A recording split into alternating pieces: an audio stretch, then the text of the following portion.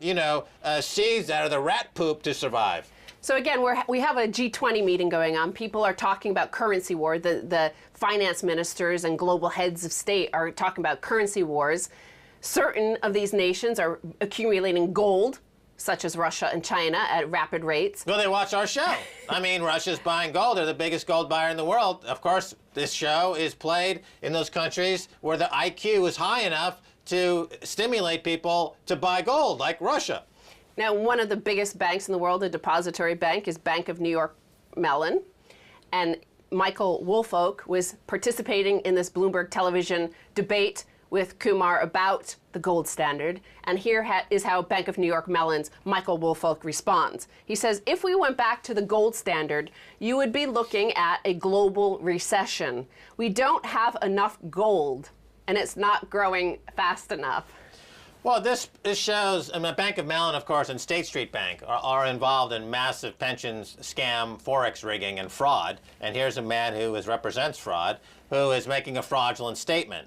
There's something called price discovery in free market capitalism. According to supply and demand, if there's a high demand, the price goes up. But he's saying that we manage the supply and demand. We do manage wash trades to manipulate the price of gold and silver. We don't believe in free market capitalism. We envy the state of the Soviet Union. These people, they would love to live in a centrally planned communist nation where the state is basically controlling every single aspect of their lives. That's what this Americans, in every single American is a centrally planned Egypt screaming to get out. Meanwhile, in Moscow, they're embracing the free market. They're embracing logic. They're buying gold because they're not jackasses like these American pinheads like Bill O'Reilly and Rush Limbaugh, who are self-hating unionists who don't even understand what supply and demand means. And that's why they're becoming extinct. Okay, forget about guns. We know that the guns will wipe out plenty of them, but they're just going extinct because they're stupid. So finally, of course, you can't have a shootout at the OK Currency Corral without some bourbon or whiskey. Maker's Mark waters down as bourbon to meet rising demand. Maker's Mark just got a little less stiff. The bourbon brand, known for its bottles sealed with red wax, told customers today that it's reducing the amount of alcohol in the beverage by 3% in order to meet rising global demand. This is stealth inflation again, like the horse meat scandal in the UK. So their prices are making their product is going up, but they can't pass the price rise to the customer. So they're watering down the product. And they're trying to justify it by saying that there's a high demand, so we're watering down the product. That's retarded. That's stupid. And people don't want to know why the economy is not growing, why they're suffering. It's because the people who are making these decisions are functional idiots. They've shown up to a gunfight with a knife. Oh, my God. Well, Stacey Herbert, thanks so much for being on the Keiser Report. Thank you, Max. Stay tuned for the second half. We'll be speaking to Jan Scoyles of the Real Asset Company.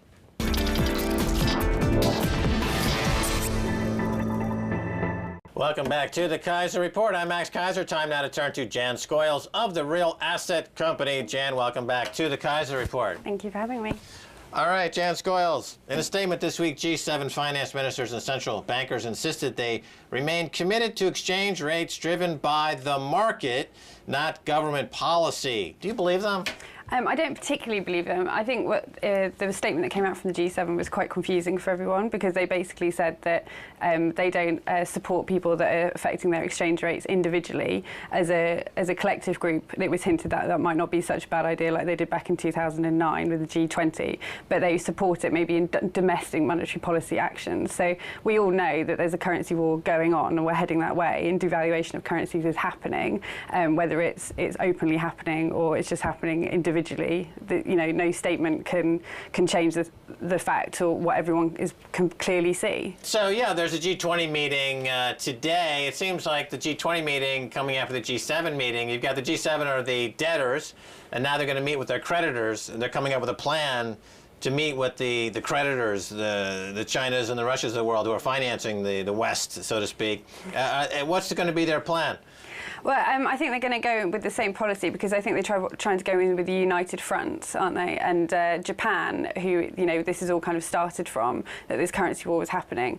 And meanwhile, like you say, you've got the creditor nations in the G20, and we've had at least 3 or 4 years of those nations saying that these currencies are being devalued and, we want to see something being done, and the way that the international currency system is being run is too dollar-centric, and it's not fair on them. Brazil said that a couple of years ago, and they're now bringing it back, that they'd like to see a more internationally diverse international system. So I think it'll be interesting to see what happens this weekend, but I don't think a huge amount is going to come out of it because, we need to, the G7 are too powerful to really want to change things at the moment. Yeah, it's funny that because they're saying that talk of a currency war is damaging, and they don't seem to recognize that there is a currency war going on right now. So when are they going to realize that it's kind of like they're stumbling into World War I? World War I, people were kind of posturing, and then a shot was fired, and then there's a world war going on. So it seems like we're just waiting for that one moment. What do you think will be the trigger for this overt currency war to become obvious and unimpeachable? Will it be, which is the country that's most fragile, I guess you could say? Maybe Japan? What do you think? Well, I think Japan's definitely the most interesting one, and it's particularly interesting because obviously the Americans aren't very happy with what's going on. Japan's economic situation has changed quite dramatically in the past couple of years. They're now having to import energy, so they're trying to drive down their currencies. South Korea are now having to compete with them on exports, so the Japanese yen has been quite devalued against that. So I think Japan could be the turning point, but it's happening all over the world, and I don't particularly see a one trigger country, as it were. But I think there's a lot of room left for nations such as America, which has expanded their balance sheet hugely, the UK, which has done an even better job, 350%. I think there's still a long, long way for this to go before, like you say, we kind of head into the world war of currency wars. Yeah, I'm listening to David Cameron on Prime Minister's Question Time ask questions about currency war. He doesn't seem to recognize that there is a currency war. He just says, well, it's good that the pound is down. He doesn't recognize the fact that it hasn't helped exports at all, and that he believes that the ongoing policies, the fiscal policies and the monetary policies are well within the remit of those in government, and we're going to see their way through this recession. But nothing he's doing is working. But more troubling is this seeming complete financial illiteracy. How did they get to be, to Osborne, Mervyn King? Mervyn King seems to be sounding the warning shots that what's really going on, but he's leaving, and Mark Carney's coming in to seemingly to just do, as a former Goldman Sachs guy, to do the bidding of the people who are in this massive denial. What are your thoughts? I completely agree. There was quite an interesting article, I can't quite remember where I read it, maybe on Bloomberg, about how we're now seeing this new generation of central bankers.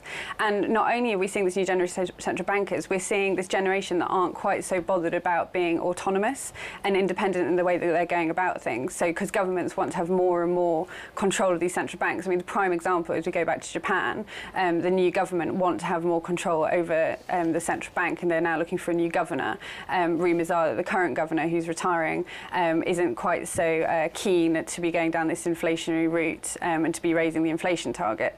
So I think it's, there's a report which I think we're going to discuss later on, which says that the reason governments won't be wanting to go back to sound monetary policies is because it doesn't work in their favour, and that's ultimately what it's come down to. There's no quick gains to be made when you've got sound monetary policies, and governments are there for quick gains, and central bankers are now being brought in who can help them, kind of just prop things up and pretend things are okay for, until they can find the next thing to make it look like it's okay. Yeah. Meanwhile, Russia seems to be taking the strategy of just buying lots of gold. The same thing with China. Yeah. And they've said in Russia that they don't really believe anything is coming out of these G countries in terms of defending their paper currencies by just issuing more paper. Mm-hmm. So they could potentially be a big winner in all this. What are your thoughts on Russia? Well, I think Russia's really interesting. They're talking about changing